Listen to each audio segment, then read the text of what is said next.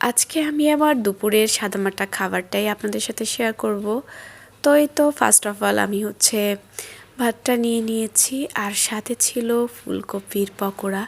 আর এখন যেহেতু শীতকাল, তো বিভিন্ন রকম পকোড়া খেতে কিন্তু বেশ মজা লাগে, বিশেষ করে সবজির পকোড়াগুলা। দেন এই তো করে নিয়েছি বেগুন ভাজি। আর বেগুন ভাজি আমার খুব পছন্দের একটা খাবার, কেন জানি না বেগুন ভাজি ভালো লাগে খেতে।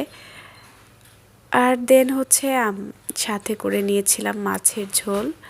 তো এই তো আমি একটা মাছ নিয়ে নিলাম, আর সাথে মাছটা ফুলকপি আলু দিয়ে রান্না করেছি। যেহেতু শীতকাল মানেই তো শীতকালীন সবজি থাকবে দুপুরের মেনুতে আর কি।